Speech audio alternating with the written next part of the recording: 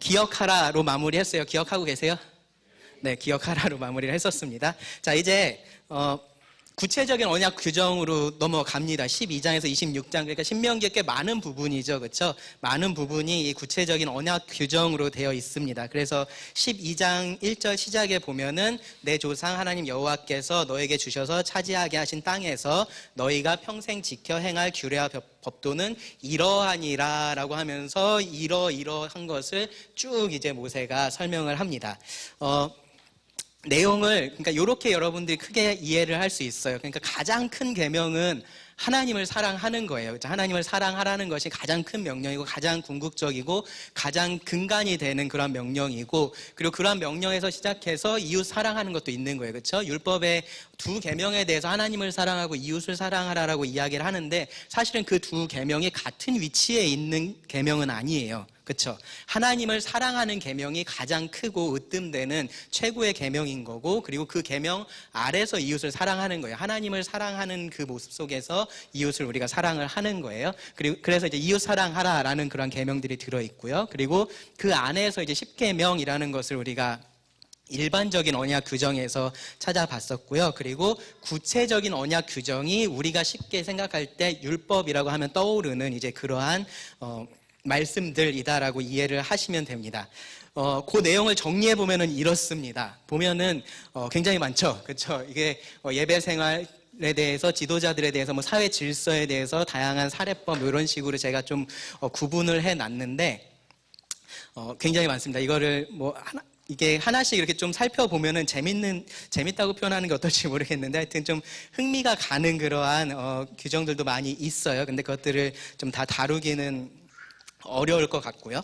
12장, 13장에서는 기본적으로 이제 우상숭배에 대해서, 우상숭배를 하지 말아야 할 것에 대해서 이야기를 해요. 아까 말씀드렸었던 것처럼 하나님께서 어느 한 곳을 택하신 곳이 있을 거고 너희가 거기서 예배해야 돼라고 말씀을 하세요. 그러니까 우상숭배라는 것은 어떻게든 편하게 자기가 예배할 수 있게 도와주는 거였거든요. 보면은 생각해 보시면은 뭐 우상 여기저기 가면 있고, 우리나라는 여러분들 그런 거 많이 못 보셨을 수 있는데, 하여튼 여기 집에 가면은 어딘가 이렇게 우상을 자기가 숭배할 수 있는 무언가가 있어요. 그렇죠? 그리고 이 당시에도 사실 그랬었거든요. 그래서 이 당시에 그 고고학적으로 이렇게 발견되는 것들 보면은 바알 우상 하면 우리는 막 이 거대한 뭐 그런 거 생각하잖아요. 근데 요만해요. 요만한 우상들이 있어서 사람들이 그걸 가지고 다녔었던 거예요. 가지고 다니면서 내가 지금 바알신과 함께 하고 있어, 바알신이 나와 함께 하고 있어, 그런 생각들을 하면서 다녔었던 거죠. 그러니까 우상숭배는 이제 그런 목적이 있기 때문에 항상 어느 곳에서나 예배할 수 있게 하고 최대한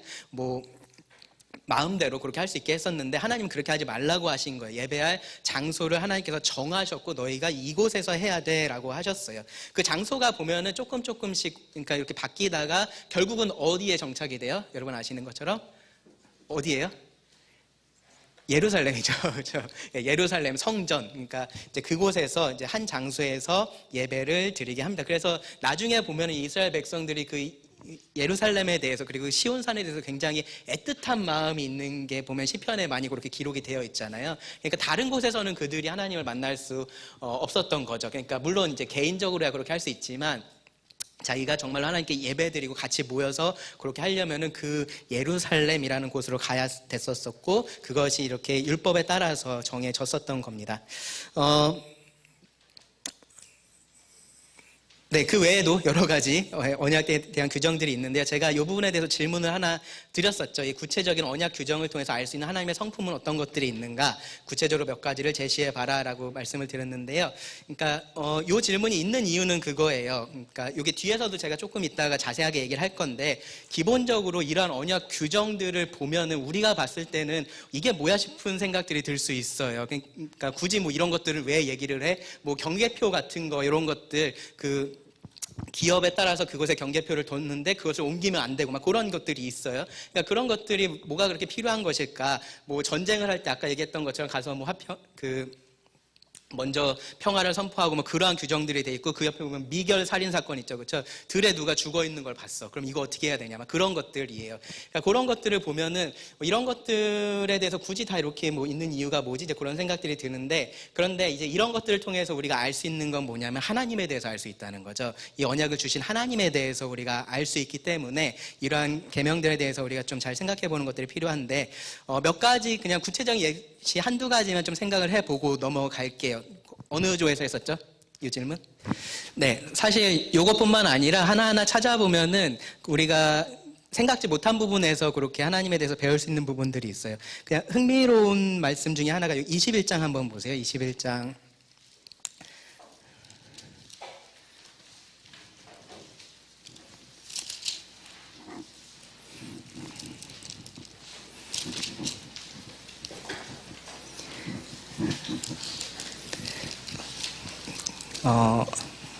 네.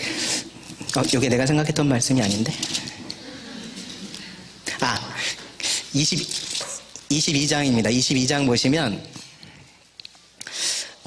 아마도 자매님들이 읽었을 때 좀 불편하게 느껴질 만한 말씀이 여기 있습니다. 22장에. 보세요. 그 25절부터 보시면은, 만일 남자가 어떤 약혼한 처녀를 들에서 만나 강간하였으면 그 강간한 남자만 죽일 것이요. 이해되세요? 네, 그렇죠. 충분히 그러니까 뭐라 그러죠? 범죄자, 범죄자를 처벌하라라는 측면에서 우리가 이해할 수 있죠. 처녀에게는 아무것도 행하지 말 것은 처녀에게는 죽일 죄가 없음이라. 이 일은 사람이 일어나 그 이웃을 쳐 죽인 것과 같은 것이라. 남자가 처녀를 들에서 만난 까닭에 그 약혼한 처녀가 소리질러도 구원할 자가 없었음이니라. 만일 남자가 약혼하지 아니한 처녀를 만나 그를 붙들고 동침하는 중에 두 사람이 발견되면 그럼 어떻게 해야 될까요? 뒤에 말씀 보세요. 29절. 그 동침한 남자는 그 처녀의 아버지에게 은 53개를 주고 그 처녀를 아내로 삼을 것이라. 그가 그 처녀를 욕보였은 즉 평생의 그를 버리지 못하리라. 어떻게 생각하세요? 좋은 것 같아요? 아닌 것 같아요? 그러니까 이런 말씀들이 이게 우리가 이제 오늘날 잣대에서 바라봤을 때 이게 뭐야? 쉽죠, 그렇죠? 그렇게 이제 들릴 수 있는 말씀인데, 근데 이 말씀에서 중요한 건 뭐냐면 이 당시의 문화예요. 그러니까 하나님께서 이러한 법들을 주실 때, 이들에게 이러한 명령들을 주실 때 충분히 그들의 문화도 하나님은 고려해서 그들에게 말씀을 해 주셨다라는 거예요. 그 당시 문화에서 28절 같은 이런 상황이 발견되고, 그리고 남자만 처벌을 받고 여자가 그냥 있다라고 하면은 이 여자는 그 이후로 어떤 삶을 살게 될까요? 이 여자가 결혼을 할 수 있을까요? 못해요. 네. 그리고 여자가 경제활동도 못합니다. 그러면은 이 이후로 최소한 뭐 아버지 밑에 있을 땐 괜찮은데 아버지 돌아가시고 나면 그러면은 이 여자는 평생을 정말로 힘든 삶을 살 수밖에 없는 거예요. 한번 이런 일들이 자기에게 벌어진 것 때문에. 그러니까 하나님께서 오히려 어떻게 하라고 하신 거냐면은, 그러니까 이게 여러분들 오늘날 기준으로 그대로 가져와서 얘기하시면 안 돼요. 그러니까 뭐 이런 일이 있으면 무조건 둘이 결혼해야 돼. 그런 말씀을 하는 게 아니에요. 여기서 하는 말씀은 이 당시 상황에서 그런 경우라면은 그 처녀를 자기 아내로 삼아야 되고, 그리고 마지막에 분명하게 말하죠. 29절 끝에 뭐라고 해서 평생의 그를 버리지 못하리라예요. 그러니까 자기가 이 사람을 평생 책임을 져서 그렇게 살아갈 수 있게 할 것을 하나님께서 명령을 하신 거예요. 그러니까 그 당시 문화에 대해서 하나님께서 잘 알고 계신 거고, 지금 이거는 누구를 위한 법률인 거예요. 사실은 이 여자를 위한 법률인 거예요. 이런 일들이 벌어졌을 때. 그리고 근데 이런 일이 그럼 벌어지는 것에 대해서는 하나님께서 긍정적으로 보시는 거냐? 그래요? 아니에요. 그렇죠? 여기서 우리가 알 수 있는 건 뭐예요? 사람이 이러한 악한 일들을 행할 수 있고, 그럴 때에 하나님은 어떻게 지혜롭게 그리고 어떻게 그 약자를 보호하면서 살아갈 수 있게 할 것인지 그 사회의 법으로 그렇게 만들어 주셨다라는 거예요. 그러한 내용들이 보면은 신명기에 많아요. 실제적으로 그 이혼에 대한 규례도 마찬가지죠. 그렇죠? 이혼에 대해서 사람들이 물어봤을 때 예수님께서 뭐라고 말씀하셨어요? 너희의 완악함을 위하여서 주어진 명령이다라고 말씀을 하시죠. 그렇죠? 이혼하는 것에 대해서 하나님께서 좋게 보시는 게 아닌 거예요. 그거 자체를 하나님은 죄로 보세요. 근데 사람들이 악해서 죄를 지어요. 그럼 그럴 때 거기서 더 큰 악으로 그것이 더 큰 악으로 번져가지 않도록 하나님께서 이러한 규례들을 통해서 막아주시는 거죠. 울타리를 쳐주시는 거예요. 그 경우도 사실 똑같아요. 이혼 증서를 써주고 이제 그러한 내용들이 있는 이유가 그렇게 해서 그 여자를 보호하려는 목적이 있는 거예요. 그래서 그러한 것들을 여러분들이 이 율법의 규례들을 보면서 조금씩 이렇게 생각을 해보시면은 여러 가지 흥미로운 부분들이 있습니다. 네, 사실 다 나누고 싶지만 넘어가겠습니다. 그 한두 가지만 말씀을 좀 드리면 11조에 대해서 여러분 11조 하시는 분, 나는 11조를 한다라고 생각하고 하시는 분, 네, 꽤 계시네요. 그죠? 11조 계세요. 자, 그러면은 실제적으로 구약에서 말하는 11조는 이렇습니다. 레위인에게 하는 11조가 있고요. 그리고 절기마다 해야 되는 11조가 있고 구제의 명목으로 해야 되는 11조가 있어요. 그래서 그것들을 계산을 하면 일반적으로 한 23%가 돼요. 그러니까 10% 하시면 안 되고 11조 한다고 생각하시는 분 10% 하시면 안 되고 몇 프로 해야 돼요? 23%. 네, 23%는 하셔야 되는 겁니다. 그렇게 했을 때 하나님께서 이들에게 풍성하게 그렇게 복을 주시겠다라고 약속을 하셨어요. 이러한 것들이 이제 보면은 뭐 어떤 것은 이제 예배의 의미로 그렇게 하는 것이 있고요. 어떤 것은 누군가를 도와주는 목적으로 그렇게 한 거죠. 그렇죠? 레위인들 같은 경우에 그들을 도울 필요가 있고 구제 같은 경우도 가난한 자들을 돕기 위해서 이제 그렇게 말씀을 하신 겁니다. 뭐 뒤에서 얘기를 하겠지만 어쨌든 이런 측면에서 지금 우리가 신약에 와서 11조를 해야 되냐라고 물어봤을 때는 사실은 아니다라고밖에 말을 할 수 없는 거예요. 그렇죠? 그리고 만약에 그래야 한다라고 생각하신다면은 이것대로 하셔서 23%는 하셔야 된다라고 생각을 하시면 됩니다. 그 다음에 왕에 대한 말씀이 17장에 있어요. 보면은 이 왕을 세우는 것에 대해서 나중에 이제 사무엘 때에 실제적으로 이스라엘이 왕을 세우게 되는데 그때 보면은 사무엘이 좀 왕을 세우는 것에 대해서 안 좋게 얘기를 하잖아요. 그렇죠?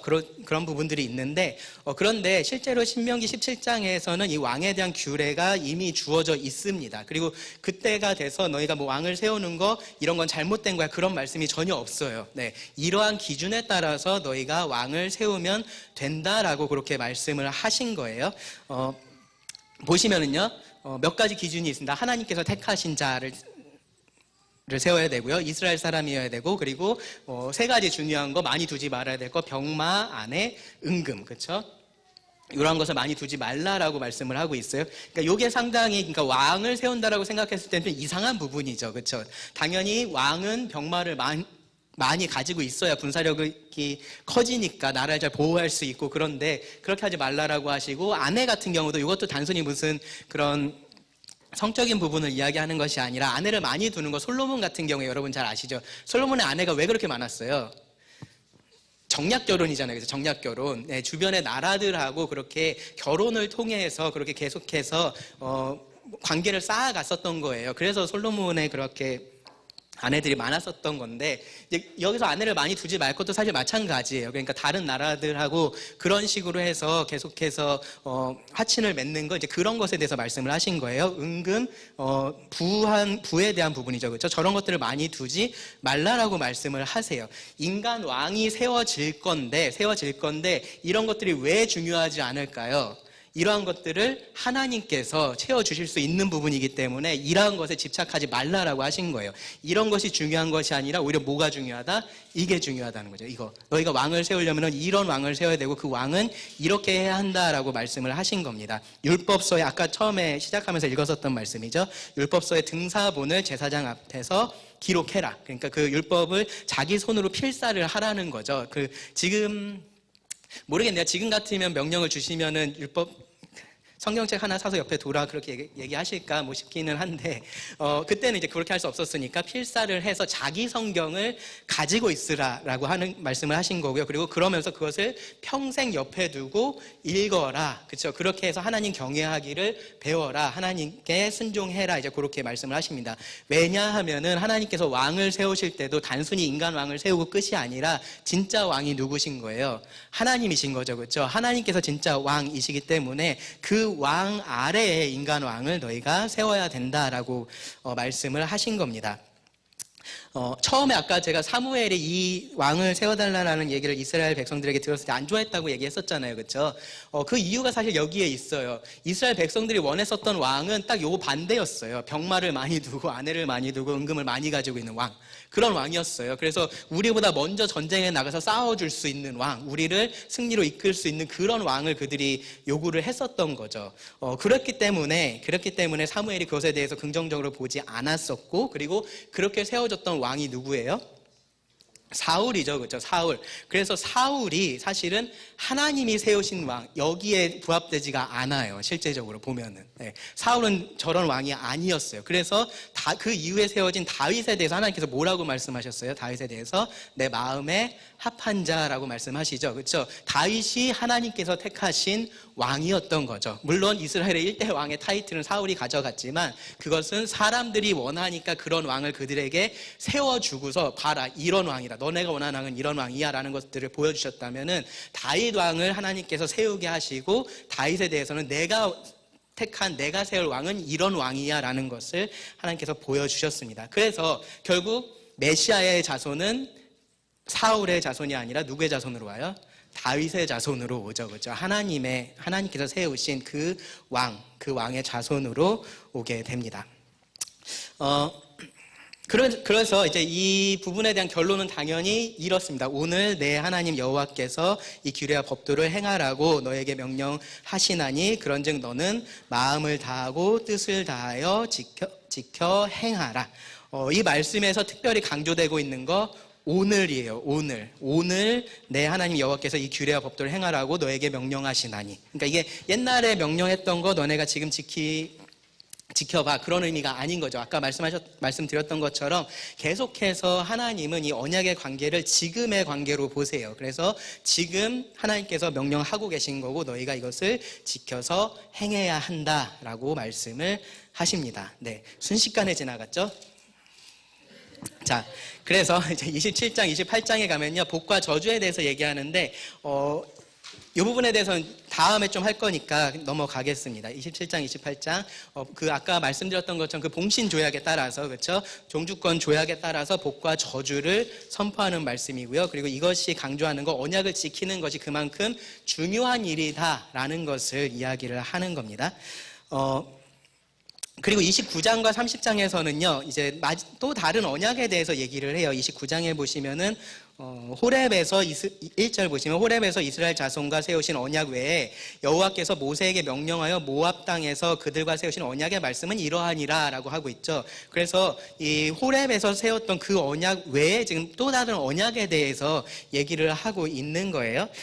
이 언약에 대해서 이제 학자들마다 조금은 다르게 보는데요. 아예 다른 언약으로 보는 경우가 있어요. 그래서 아예 모압 언약 그렇게 보는 경우도 있는데 대부분은 먼저 주어졌던 그 언약의 이제 갱신으로 봅니다. 갱신. 그래서 그렇다고 완전히 다른 언약이 주어진 것이 아니라 이 언약의 지금 대상이 바뀌었기 때문에 다시 한번 갱신하는 의미에서 이렇게 말씀이 되었다라고 보고요. 여기서 이제 한 가지 주목할 만한 부분은요, 이 언약에 대해서 말씀을 하시면서 이스라엘의 실패에 대해서 얘기를 해요. 그러니까 이렇게 언약을 주고 하겠지만 너희가 결국은 실패할 거야 라고 말씀을 하고요. 그러면서 이제 결국은 그들에게 무엇이 필요하다라고 말씀을 하냐면요, 30장 6절을 보시면 이렇게 말씀을 합니다. 내 하나님 여호와께서 내 마음과 내 자손의, 그 다음에 보시면 뭐라 그래요? 마음의 할례를 베푸사 너로 마음을 다하며 뜻을 다하여 내 하나님 여호와를 사랑하게 하사 너로 생명을 얻게 하실 것이며 라고 말씀을 합니다. 마음의 할례, 이것이 이제 뒤에 가서는 우리 신약의 백성들, 우리 새 언약, 이 새 언약에서 하나님께서 약속해 주신 것과 동일한 약속이 여기서 드러나는 것을 알 수 있습니다. 네, 그래서요. 그 다음에 이제 모세의 이제 마지막 임무가 그래서 31장에 보시면 뭐냐면은 후계자 세우는 거예요. 그래서 자기 떠나니까 이 여호수아를 후계자로 세우고 그리고 율법책을 언약궤에 보관해서 이 언약이 이들과 이 지금의 이 사람들에게 그렇게 갱신이 됐고 충분히 전달됐고 했다라는 것을 마지막으로 그렇게 체결하는 것, 이제 그것이 모세의 마지막 임무로서 제시가 되어 있습니다. 그리고 이제 모세의 노래가 32장에 나오는데요. 여기서 보면은 이 여수른이 기름짐에 발로 찼도다라는 표현이 나와요. 32장에 몇 절이죠? 15절에 나오죠. 그래서 15절에 보면 그런데 여수른이 기름짐에 발로 찼도다라고 말씀을 합니다. 그래서 모세는요 결국은 이스라엘이 어떻게 될 것인지에 대해서 알고 있었어요. 근데 이게 여기서만 지금 이 얘기를 하고 있는 게 아니라 사실은 아까 우리가 앞에서 얘기했었던 신명기 4장에서도 이미 이 얘기를 했거든요. 그들이 나중에 어떻게 될 것인지에 대해서 모세가 얘기를 했어요. 이들이 결국은 이 하나님의 말씀에 따라서 살아가지 않고 불순종할 것이고, 그래서 이제 요 앞에서 얘기했던 그 저주가 이들에게 임하게 될 것. 그 저주의 가장 끝에 있는 게 뭐예요? 그들이 이 땅에서 흩어지는 거였죠. 그죠? 흩어지는 거. 근데 그게 그냥 단순히 이 땅에서 흩어지는 것이라고만 생각할 문제가 아니라요. 이 땅이 갖고 있는 의미를 우리가 생각을 해야 돼요. 그렇죠? 이 땅이 무슨 땅이었어요? 언약에 따라서 하나님께서 이들에게 주신 땅이었잖아요. 그렇죠? 그러니까 그 땅에서 쫓겨난다라는 것은 이 언약과 관련된 아주 중요한 지금 체벌을 하나님께서 이들에게 하고 계시다라는 것을 보여주는 겁니다. 그래서 결국 다시 이들이 또 어디로 돌아와요? 그 땅으로 돌아오죠. 그러니까 그것이 다 언약의 관계 안에서 그렇게 일어나는 일들이다라는 것을 여러분 이해하시면 좋을 것 같습니다. 자, 그럼 여기서도 이제 질문이 하나 있었는데 이게 좀 어려운 질문이었어요. 그래서 어느 조에서 했죠? 네네. 어려운 질문이었는데 질문이 뭐였냐면은 신명기 30장 11절에서 14절 거기 말씀을 보면은 후다닥 지나갔지만 거기 자세히 보시면은 신명기 30장 11절을 보시면은 모세가 이런 말씀을 해요. 내가 오늘 너에게 명령한 이 명령은 너에게 어려운 것도 아니요 먼 것도 아니라 하늘에 있는 것이 아니니 내가 이르기를 누가 우리를 위하여 하늘에 올라가 그의 명령을 우리에게로 가지고 와서 우리에게 들려 행하게 하랴 할 것이 아니요 이것이 바다 밖에 있는 것이 아니니 내가 이르기를 누가 우리를 위하여 바다를 건너가서 그의 명령을 우리에게로 가지고 와서 우리에게 들려 행하게 하랴 할 것도 아니니라. 그러니까 아주 멀리에 있어서 너네가 모르고 있고 그런 게 아니란 얘기를 하는 거죠. 지금 이 명령을 하나님의 말씀에 대해서 다 얘기를 해줬기 때문에 그런 게 아니다라고 얘기를 해요. 그러면서 너무 어려워서 너네가 지키지 못할 것도 아니다라는 얘기를 하는 거예요. 14절 보시면 오직 그 말씀이 너에게 매우 가까워서 너의 입에 있으며 내 마음에 있은즉 그 다음에 뭐라 그래요? 내가 이를 행할 수 있느니라 라고 말씀을 합니다. 그렇죠? 지금 무슨 얘기하고 있는 거예요? 할 수 있으니까 해라 라는 얘기 하는 거죠. 그렇죠? 그래서 15절 보시면 보라 내가 오늘 생명과 복과 사망과 화를 내 앞에 두었나니 라고 얘기합니다. 그래서 그 중에서 뭐를 선택하라는 거예요? 생명과 복을 선택하라라는 거고 그렇게 할 수 있다라고 얘기를 하는 거예요. 그렇죠? 근데 난데없이 32장에 가서 다들 이런 얘기를 들었으면은 그들 입장에서 그래 우리가 이제 약속의 땅에 들어가서 하나님 말씀에 따라서 이렇게 잘 살아봐야지 막 그렇게 의욕을 불태우고 있었겠죠. 그렇죠? 근데 거기다가 갑자기 찬물을 끼얹은 거예요. 근데 너네 결국 기름지면 발로 찰 거야. 너네가 그곳에 들어가서 등 따스고 배부르면은 하나님 떠날 거야 라는 얘기를 하고 있는 겁니다. 그래서 요거를 어떻게 같이 이해할 수 있느냐 그게 질문이었거든요. 네, 그래서 답을 들어보겠습니다. 이 신명기 32장 말씀은 이게 너네 이럴 수 있으니까 조심해라는 경고예요? 아니면 너네 이렇게 될 거다라는 예언이에요? 두 개가 다 들린 것 같은데 경고예요? 예언이에요? 예언이에요. 네, 이렇게 될 거다라고 얘기를 한 거예요. 그러면은 하나님께서 이렇게 될 거다라고 얘기했는데 하나님께서 또 되지 않게 그러면 이 사람들에게 뭔가 하신다라는 말이 조금 이상하게 들리잖아요. 그렇죠? 그래서 이런 부분들을 우리가 어떻게 이해를 해야 되느냐에 대한 질문이거든요. 사실 조금 그래서 어려운 질문이라고 제가 말씀을 드렸는데 고민해 보셨으니까 좋습니다. 네. 여러분 어떤 것들을 좀 생각을 해봐야 되냐면요. 이스라엘 백성이라고 우리가 표현을 하잖아요. 그렇죠? 이스라엘 백성. 그 단어는 민족적인 의미에서 이스라엘 백성이라고 말을 하는 거예요. 그렇죠? 그 안에 이스라엘 사람들 각자 한 사람 한 사람이 포함이 되어 있을까요? 포함되어 있지 않을까요? 네, 포함되어 있기는 해요. 그렇죠? 포함되어 있기는 한데 근데 이스라엘 백성이라는 표현을 쓸 때는 이것은 이 사람들을 일반적으로 통칭해서 사용하는 표현이에요. 이스라엘이라고 이야기를 할 때는 각각 한 사람 한 사람을 지금 그 사람들이 그 안에 포함되어 있지만 한 사람 한 사람에 대해서 다 이야기를 하고 있는 것은 아니다라는 얘기예요. 그러니까 민족적인 부분하고 개인적인 부분하고 나눠서 생각을 좀 해봐야 돼요. 무슨 말이냐면은 잘 생각해 보세요. 이스라엘 백성, 하나님의 백성 맞나요? 지금까지 그 얘기 했잖아요. 그렇죠? 하나님의 언약을 받았고 하나님의 선택을 받았고 그렇죠? 이스라엘 백성, 하나님의 백성 맞아요. 근데 여기 이스라엘 백성들이 잔뜩 있어요. 근데 이 중에서 제가 이 사람을 보고 물어보는 거예요. 너 하나님의 백성 맞아? 라고 물어보는 거죠. 그러면은 그 의미는 어떤 의미가 돼요? 이 사람이 실제로 그 하나님, 여기서 말씀하고 있는 이 모든 말씀들을 자기 것으로 받아들이고 내가 하나님을 경외하면서 사랑하면서 살아가겠다라고 생각하고 있는 사람이어야 되잖아요. 그렇죠? 근데 생각해 보세요. 그때 이스라엘 백성들이 남자 여자 다 합하면은 200만 명이 됐을 거라고 생각을 하는데, 학자들이 추정을 하는데, 그 중에서 한 사람을 집어서 물어봤을 때 이 말씀에 대해서 다 이렇게 저 똑같이 살고 싶어요라고 다 100이면 100 그렇게 대답을 했을까요? 아니면은 그렇지 않은 사람도 있었을까요? 그렇지 않은 사람도 있었겠죠. 그렇죠? 그러면 그 사람은 하나님의 백성인가요? 하나님의 백성이 아닌가요?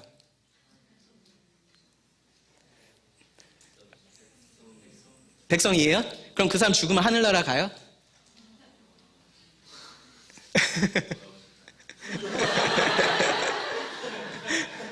고민되세요?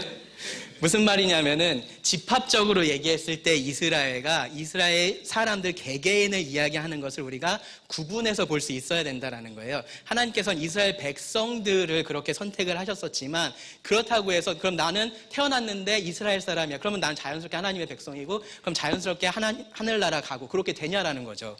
아니에요. 그렇죠? 신약에 와서만 그런 게 아니라 실제로 그래요. 신약에 와서는 세례 요한이 분명하게 얘기했죠. 그렇죠? 하나님께서 이 돌들을 가지고도 아브라함의 자손을 만들 수 있다라고 말씀하셨잖아요. 그러니까 어떻게 태어났느냐가 그 사람의 영원한 운명을 결정하는 게 아니라는 거예요. 근데 하나님은 이스라엘 백성이라는 그 하나의 집합, 그 하나의 공동체 안에 뜻을 가지고 계시고 그들에 대해서 말씀을 해 주셨다라는 거예요. 이해되세요?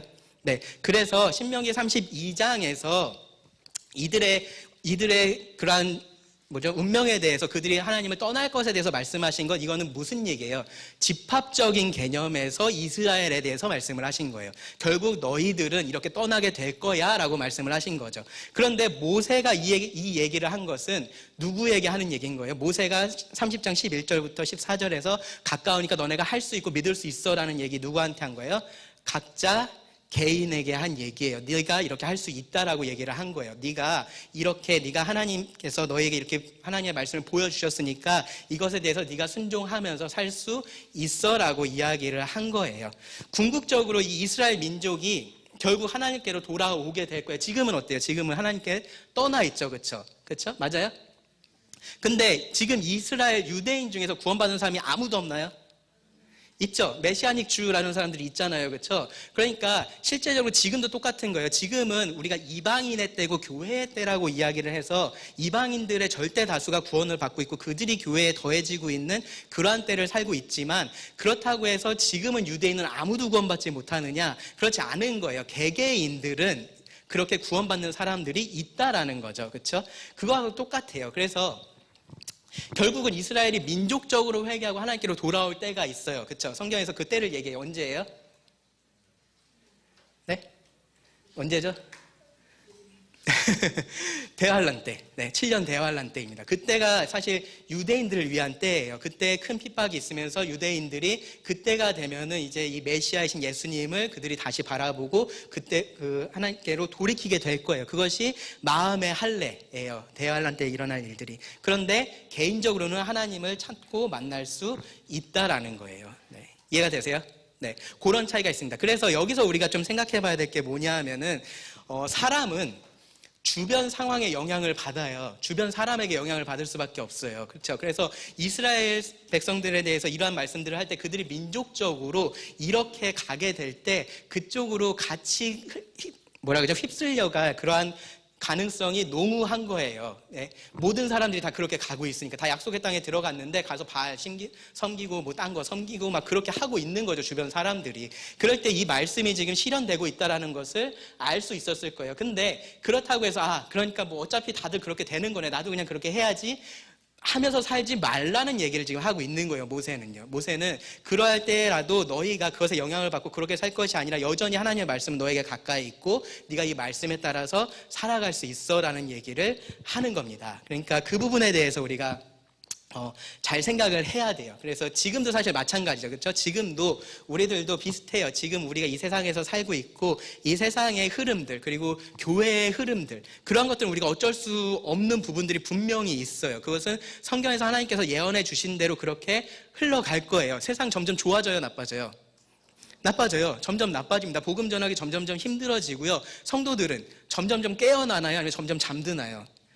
네, 지금 상황하고 똑같죠, 그렇죠? 네, 지금 상황하고 똑같습니다. 지금 여러분들 점점 잠들어가고 있는 것처럼 이 교회가 실제로 지금 그렇게 점점 잠들어가고 있어요. 그럴 때 우리가 어떤 생각을 해야 되는 거냐면 그래, 하나님께서 그렇게 된다라고 하셨잖아. 결국 세상이 그렇게 해서 종말을 맞이할 거야. 그러니까 뭐 나도 그냥 어쩔 수 없는 거잖아 라고 생각할 부분이 아니라는 거예요. 그거는 전체적으로 그렇게 될 것들은 어쩔 수 없는 부분이라고 해도 우리들은 여전히 하나님 말씀에 순종할 수 있고 하나님 말씀에 따라서 살아야 되고 우리에게 주신 책임이 있다라는 겁니다. 모세가 여기서 강조하고 있는 부분도 그렇게 우리가 나눠서 이해를 해야 됩니다. 네.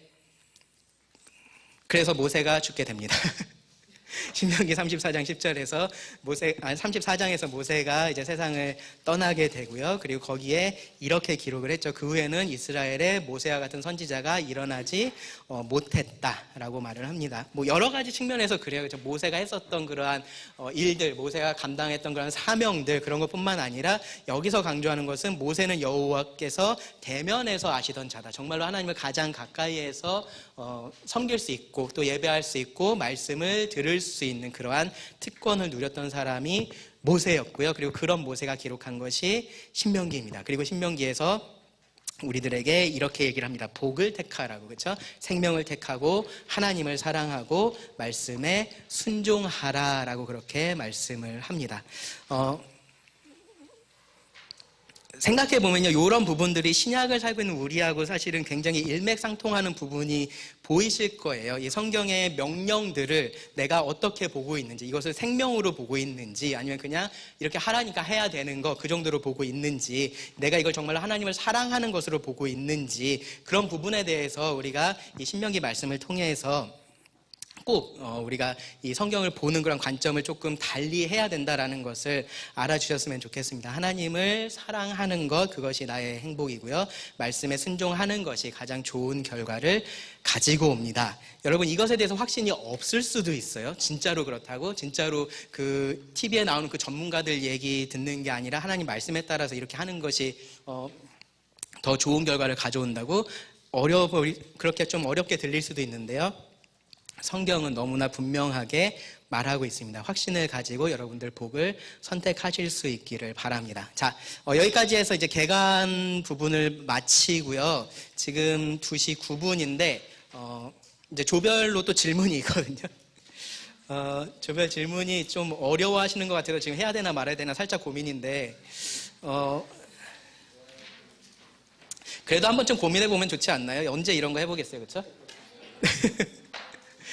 제가 이런 질문들을 사실 드린 이유는 요 성경들 읽으실 때 우리가 그냥 뭐 통독하고 그럴 때야 뭐 이렇게까지 할 거 없지만 성경 이렇게 좀 묵상해 가실 때 좋은 질문을 던지면 여러분들이 사실 성경을 조금 더 깊이 볼 수 있고 그 안에서 정말로 뭔가 뭐 지금까지 한 번도 생각해보지 못했던 무슨 교훈을 얻게 되거나 그런 건 아니더라도 그 교훈이 더 크게 나한테 와닿고 또 그것이 나를 정말로 변화시키는 힘이 되거든요. 그래서 이러한 질문들을 좀 생각해 보시고 성경을 좀 깊이 보셨으면 좋겠다. 유익이 있다. 이제 그런 말씀을 드리려고 질문을 만들었는데 약간 역효과가 나는 게 아닐까 싶은 생각이 살짝 들고는 있지만, 네. 그래도 지금 살짝 졸릴 수 있으니까 같이 조별로 좀 같이 이거 얘기하시면서 잠도 좀 깨보시고요. 또 이 부분에 대해서 얘기해 보시면 좋을 것 같습니다. 여기 오후에는 2질문이 있어요. 2질문이 있어서 이제 조별로 나눠서 지금 잠깐 얘기를 나눠 보시고요. 네, 얘기하시고 30분에 2시 반에 다시 시작하는 걸로 하겠습니다.